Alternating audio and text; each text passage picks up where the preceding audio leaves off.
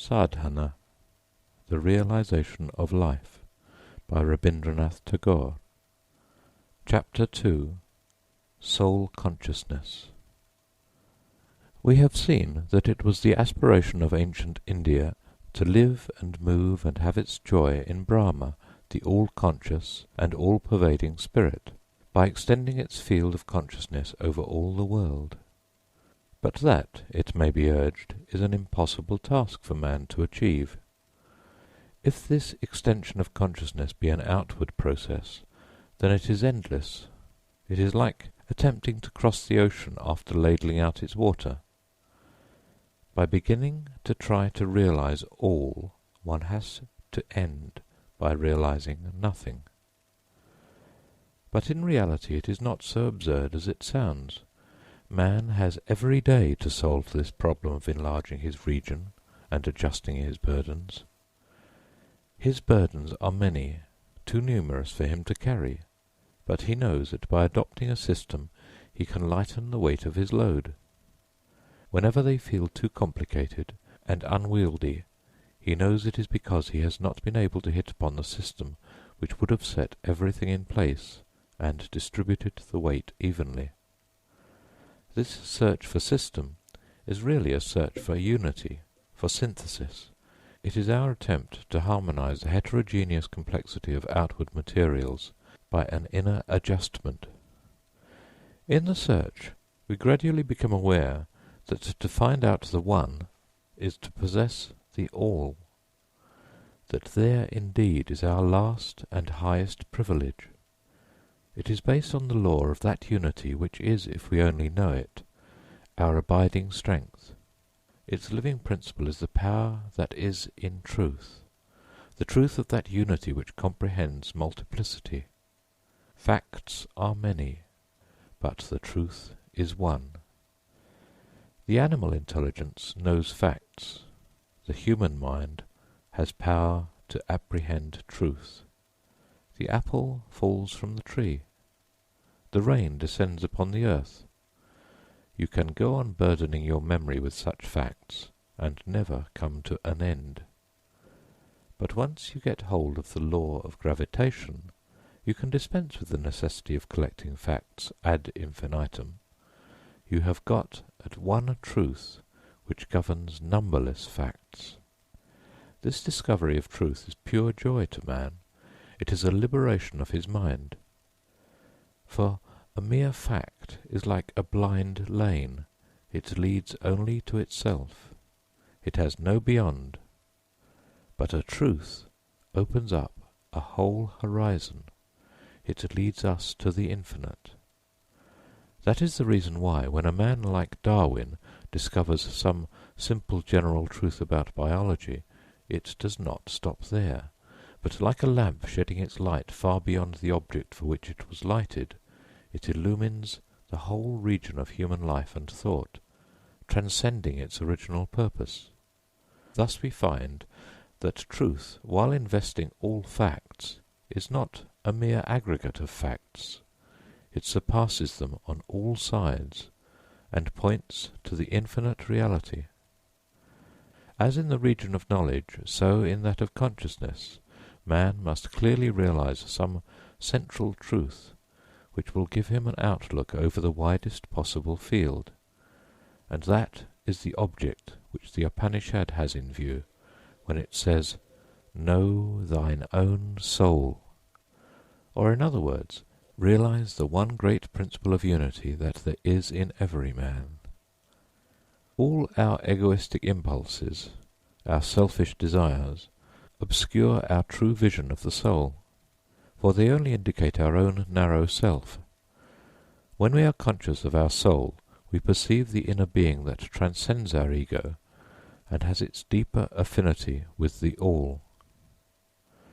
Children, when they begin to learn each separate letter of the alphabet, find no pleasure in it, because they miss the real purpose of the lesson. In fact, while letters claim our attention only in themselves and as isolated things, they fatigue us. They become a source of joy to us only when they combine into words and sentences and convey an idea. Likewise, our soul, when detached and imprisoned within the narrow limits of a self, loses its significance, for its very essence is unity. It can only find out its truth by unifying itself with others, and only then it has its joy. Man was troubled, and he lived in a state of fear so long as he had not discovered the uniformity of law in nature. Till then the world was alien to him. The law that he discovered is nothing but the perception of the harmony that prevails between reason, which is of the soul of man, and the workings of the world. This is the bond of union through which man is related to the world in which he lives, and he feels an exceeding joy when he finds this out, for then he realizes himself in his surroundings. To understand anything is to find in it something which is our own, and it is the discovery of ourselves outside us which makes us glad. This relation of understanding is partial, but the relation of love is complete. In love, the sense of difference is obliterated, and the human soul fulfills its purpose in perfection, transcending the limits of itself and reaching across the threshold of the infinite. Therefore love is the highest bliss that man can attain to, for through it alone he truly knows that he is more than himself, and that he is at one with the all. This principle of unity which man has in his soul is ever active, establishing relations far and wide through literature, art and science, society, statecraft and religion. Our great revealers are they who make manifest the true meaning of the soul by giving up self for the love of mankind. They face calumny and persecution, deprivation and death in their service of love. They live the life of the soul, not of the self, and thus they prove to us the ultimate truth of humanity. We call them Mahatmas, the men of the great soul. It is said in one of the Upanishads, "It is not that thou lovest thy son because thou desirest him, but thou lovest thy son because thou desirest thine own soul." The meaning of this is that whomsoever we love, in him we find our own soul in the highest sense. The final truth of our existence lies in this. Paramatma, the Supreme Soul, is in me as well as in my son, and my joy in my son is the realization of this truth. It has become quite a commonplace fact, yet it is wonderful to think upon, that the joys and sorrows of our loved ones are joys and sorrows to us. Nay, they're more. Why so? Because in them we have grown larger, in them we have touched that great truth which comprehends the whole universe.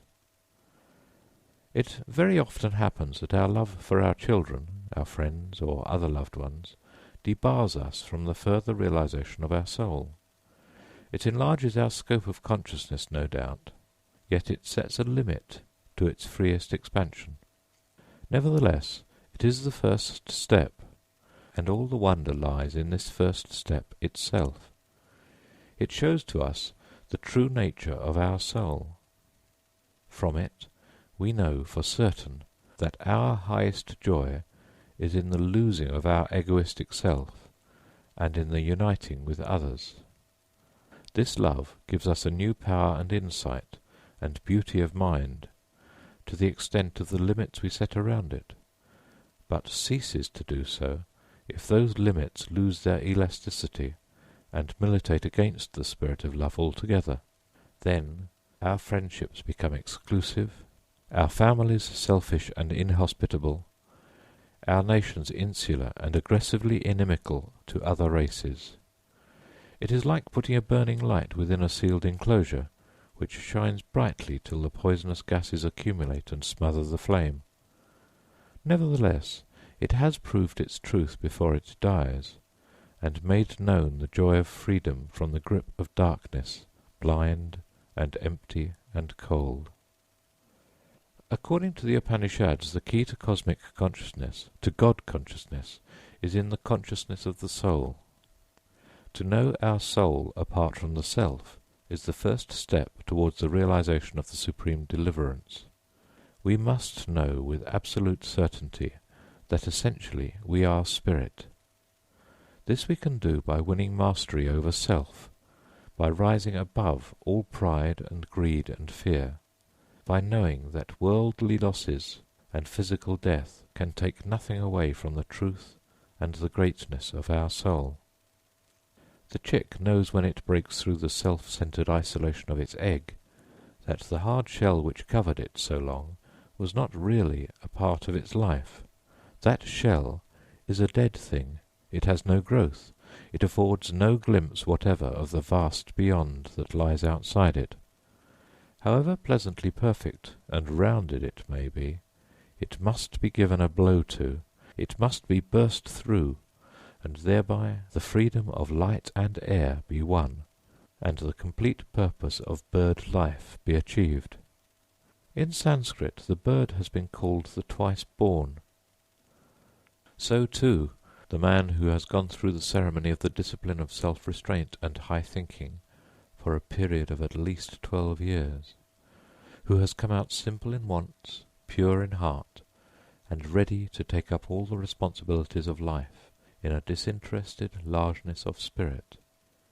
He is considered to have had his rebirth from the blind envelopment of self to the freedom of soul life, to have come into living relation with his surroundings, to have become at one with the all. I have already warned my hearers, and must once more warn them, against the idea that the teachers of India preached a renunciation of the world and of self which leads only to the blank emptiness of negation. Their aim was the realization of the soul, or in other words, gaining the world in perfect truth. When Jesus said, "Blessed are the meek, for they shall inherit the earth," he meant this. He proclaimed the truth that when man gets rid of his pride of self, then he comes into his true inheritance. No more has he to fight his way into his position in the world. It is secure for him everywhere by the immortal right of his soul. Pride of self interferes with the proper function of the soul, which is to realize itself by perfecting its union with the world and the world's God. In his sermon to Sadhu Simha, Buddha says, "It is true, Simha, that I denounce activities, but only the activities that lead to the evil in words, thoughts, or deeds. It is true, Simha, that I preach extinction, but only the extinction of pride, lust, evil thought, and ignorance, not that of forgiveness, love, charity, and truth." The doctrine of deliverance that Buddha preached was the freedom from the thraldom of avidya. Avidya is the ignorance that darkens our consciousness and tends to limit it within the boundaries of our personal self. It is this avidya, this ignorance, this limiting of consciousness, that creates the hard separateness of the ego, and thus becomes the source of all pride and greed and cruelty incidental to self-seeking. When a man sleeps, he is shut up within the narrow activities of his physical life. He lives, but he knows not the varied relations of his life to his surroundings. Therefore, he knows not himself. So when a man lives the life of avidya, he is confined within his self. It is a spiritual sleep. His consciousness is not fully awake to the highest reality that surrounds him. Therefore he knows not the reality of his own soul. When he attains bodhi, that is, the awakenment from the sleep of self to the perfection of consciousness, he becomes Buddha. Once I met 2 ascetics of a certain religious sect in a village of Bengal. "Can you tell me," I asked them, "wherein lies the special features of your religion?" One of them hesitated for a moment and answered, It is difficult to define that. The other said, No, it is quite simple. We hold that we have first of all to know our own soul under the guidance of our spiritual teacher, and when we have done that, we can find him, who is the Supreme Soul, within us. Why don't you preach your doctrine to all the people of the world? I asked. Whoever feels thirsty will of himself come to the river, was his reply. But then do you find it so? Are they coming? The man gave a gentle smile, and with an assurance which had not the least tinge of impatience or anxiety, he said, They must come, one and all. Yes, he is right, this simple ascetic of rural Bengal. Man is indeed abroad to satisfy needs which are more to him than food and clothing. He is out to find himself. Man's history is the history of his journey to the unknown, in quest of the realization of his immortal self, his soul.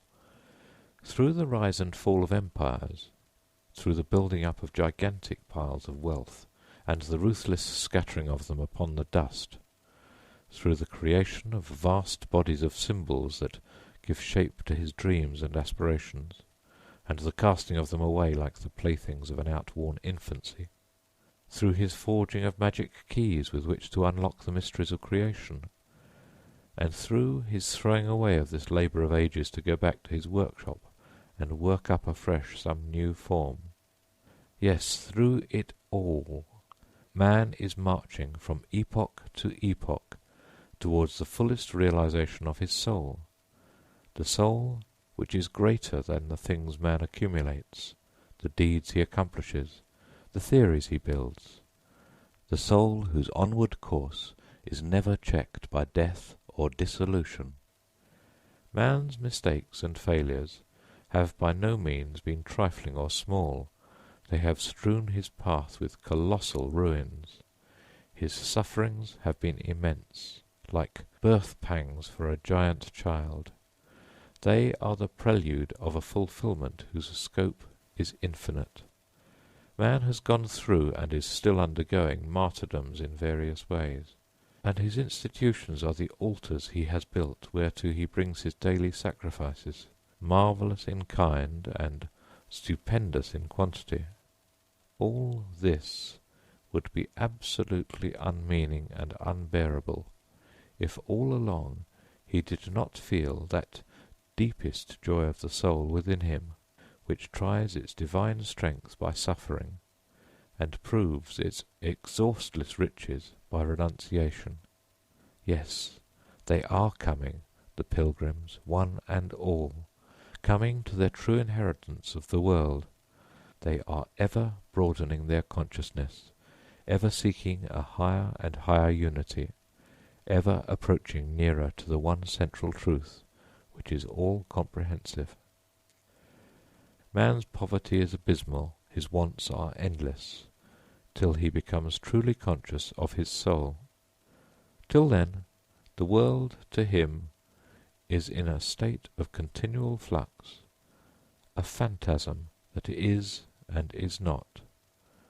For a man who has realized his soul, there is a determinate centre of the universe, around which all else can find its proper place, and from thence only can he draw and enjoy the blessedness of a harmonious life. There was a time when the earth was only a nebulous mass whose particles were scattered far apart through the expanding force of heat, when she had not yet attained her definiteness of form, and had neither beauty nor purpose, but only heat and motion. Gradually, when her vapours were condensed into a unified, rounded whole, through a force that strove to bring all straggling matters under the control of a centre, she occupied her proper place among the planets of the solar system, like an emerald pendant in a necklace of diamonds. So with our soul, when the heat and motion of blind impulses and passions distract it on all sides, we can neither give nor receive anything truly. But when we find our centre in our soul by the power of self-restraint, by the force that harmonizes all warring elements and unifies those that are apart, then all our isolated impressions reduce themselves to wisdom, and all our momentary impulses of heart find their completion in love. Then all the petty details of our life reveal an infinite purpose, and all our thoughts and deeds unite themselves inseparably in an internal harmony. The Upanishads say with great emphasis, "Know thou the One, the Soul. It is the bridge leading to the immortal being." This is the ultimate end of man, to find the One which is in him, which is his truth, which is his soul, the key with which he opens the gate of the spiritual life, the heavenly kingdom. His desires are many, and madly they run after the varied objects of the world, for therein they have their life and fulfilment.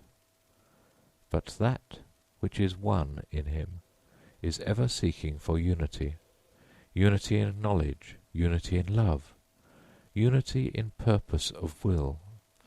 Its highest joy is when it reaches the infinite one within its eternal unity. Hence the saying of the Upanishad, "Only those of tranquil minds, and none else, can attain abiding joy, by realizing within their souls the being who manifests one essence in a multiplicity of forms." Through all the diversities of the world, the One in us is threading its course towards the One in all. This is its nature, and this is its joy. But by that devious path it could never reach its goal if it had not a light of its own by which it could catch the sight of what it was seeking in a flash. The vision of the Supreme One in our own soul is a direct and immediate intuition, not based on any ratiocination or demonstration at all.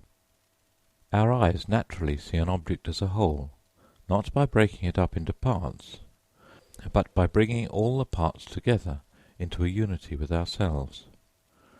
So with the intuition of our soul consciousness, which naturally and totally realizes its unity in the Supreme One. Says the Upanishad, "This deity who is manifesting himself in the activities of the universe always dwells in the heart of man as the Supreme Soul. Those who realize him through the immediate perception of the heart attain immortality. He is Vishvakarma, that is, in a multiplicity of forms and forces lies his outward manifestation in nature, but his inner manifestation in our soul is that which exists in unity. Our pursuit of truth in the domain of nature therefore is through analysis and the gradual methods of science, but our apprehension of truth in our soul is immediate and through direct intuition. We cannot attain the Supreme Soul by successive additions of knowledge acquired bit by bit, even through all eternity, because he is one, he is not made up of parts. We can only know him as heart of our hearts and soul of our soul. We can only know him in the love and joy we feel when we give up ourself and stand before him face to face. The deepest and the most earnest prayer that has ever risen from the human heart has been uttered in our ancient tongue. O thou self-revealing one, reveal thyself in me. We are in misery because we are creatures of self, the self that is unyielding and narrow, that reflects no light, that is blind to the infinite. Our self is loud with its own discordant clamour. It is not the tuned harp whose chords vibrate with the music of the eternal. Sighs of discontent and weariness of failure, idle regrets for the past and anxieties for the future are troubling our shallow hearts because we have not found our souls. and the self-revealing spirit has not been manifest within us. Hence our cry, O thou awful one, save me with thy smile of grace ever and evermore. It is a stifling shroud of death, this self-gratification, this insatiable greed, this pride of possession, this insolent alienation of heart. Rudra, O thou awful one, rend this dark cover in twain, and let the saving beam of thy smile of grace strike through this night of gloom and waken my soul. From unreality lead me to the real, from darkness to the light, from death to immortality. But how can one hope to have this prayer granted? For infinite is the distance that lies between truth and untruth, between death and deathlessness. Yet this measureless gulf is bridged in a moment, when the self-revealing one reveals himself in the soul. There the miracle happens, for there is the meeting ground of the finite and infinite. Father, completely sweep away all my sins. For in sin man takes part with the finite against the infinite that is in him. It is the defeat of his soul by his self. It is a perilously losing game in which man stakes his all to gain a part. Sin is the blurring of truth which clouds the purity of our consciousness. In sin we lust after pleasures, not because they are truly desirable, but because the red light of our passions makes them appear desirable. We long for things not because they are great in themselves, but because our greed exaggerates them and makes them appear great. These exaggerations, these falsifications of the perspective of things, break the harmony of our life at every step. We lose the true standard of values and are distracted by the false claims of the varied interests of life, contending with one another. It is this failure to bring all the elements of his nature under the unity and control of the Supreme One that makes man feel the pang of his separation from God, and gives rise to the earnest prayer, O God, O Father, completely sweep away all our sins. Give unto us that which is good, the good which is the daily bread of our souls. In our pleasures we are confined to ourselves, in the good we are freed and we belong to all. As the child in its mother's womb gets its sustenance through the union of its life with the larger life of its mother, so our soul is nourished only through the good which is the recognition of its inner kinship, the channel of its communication with the infinite, by which it is surrounded and fed. Hence it is said, Blessed are they which do hunger and thirst after righteousness, for they shall be filled. For righteousness is the divine food of the soul. Nothing but this can fill him, can make him live the life of the infinite, can help him in his growth towards the eternal. We bow to thee from whom come the enjoyments of our life. We bow also to thee from whom comes the good of our soul. We bow to thee who art good, the highest good, in whom we are united with everything that is, in peace and harmony, in goodness and love. Man's cry is to reach his fullest expression. It is this desire for self-expression that leads him to seek wealth and power. But he has to discover that accumulation is not realization. It is the inner light that reveals him, not outer things. When this light is lighted, then in a moment he knows that man's highest revelation is God's own revelation in him. And his cry is for this, the manifestation of his soul, which is the manifestation of God in his soul. Man becomes perfect man, he attains his fullest expression, when his soul realizes itself in the infinite being who is Avi, whose very essence is expression. The real misery of man is in the fact that he has not fully come out, that he is self-obscured, lost in the midst of his own desires. He cannot feel himself beyond his personal surroundings. His greater self is blotted out. His truth is unrealized. The prayer that rises up from his whole being is therefore, "Thou who art the spirit of manifestation, manifest thyself in me." This longing for the perfect expression of his self is more deeply inherent in man than his hunger and thirst for bodily sustenance, his lust for wealth and distinction. This prayer is not merely one born individually of him. It is in depth of all things. It is the ceaseless urging in him of the Avi, of the spirit of eternal manifestation.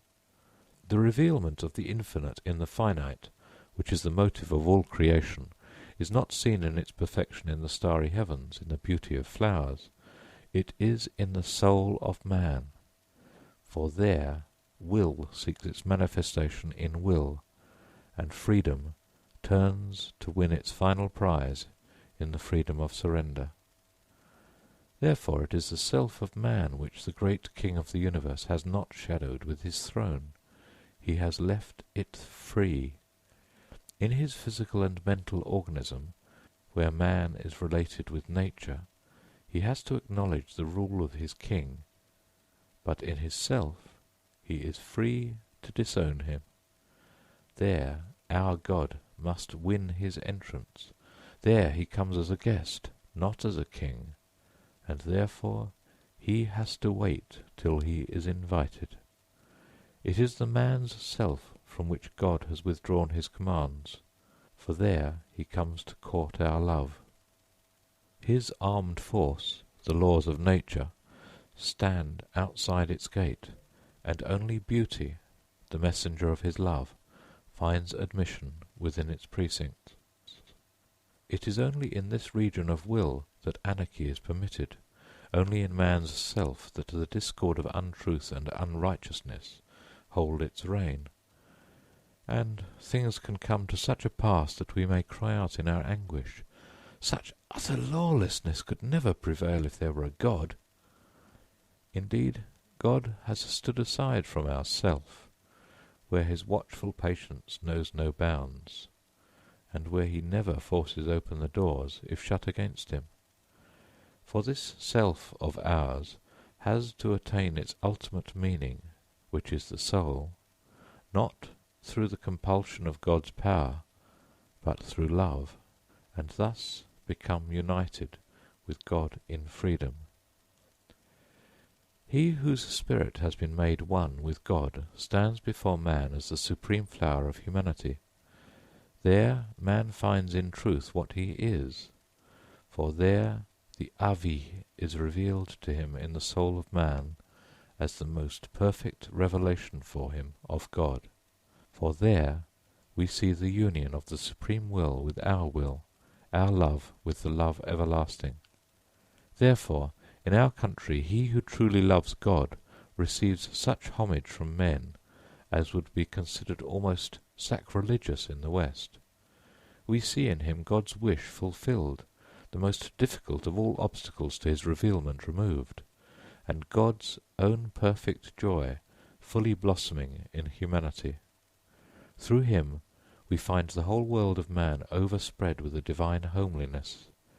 His life, burning with God's love, makes all our earthly love resplendent.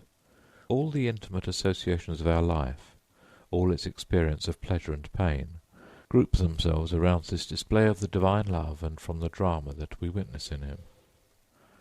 The touch of an infinite mystery passes over the trivial and the familiar, making it break out into ineffable music.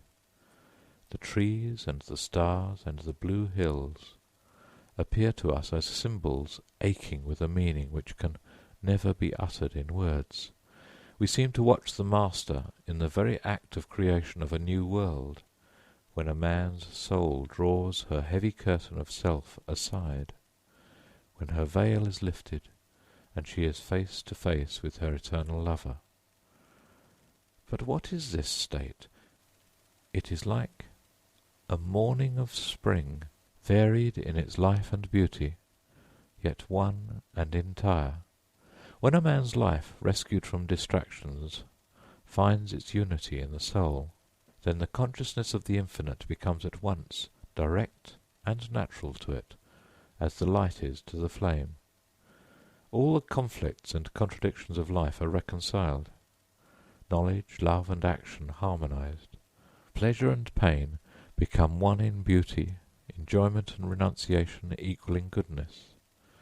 The breach between the finite and the infinite fills with love and overflows. Every moment carries its message of the eternal. The formless appears to us in the form of the flower, of the fruit. The boundless takes us up in his arms as a father, and walks by our side as a friend. It is only the soul, the one in man, which by its very nature can overcome all limits, and finds its affinity with the Supreme One. While yet we have not attained the internal harmony and the wholeness of our being, our life remains a life of habits. The world still appears to us as a machine, to be mastered where it is useful, to be guarded against where it is dangerous, and never to be known in its full fellowship with us, alike in its physical nature and in its spiritual life and beauty.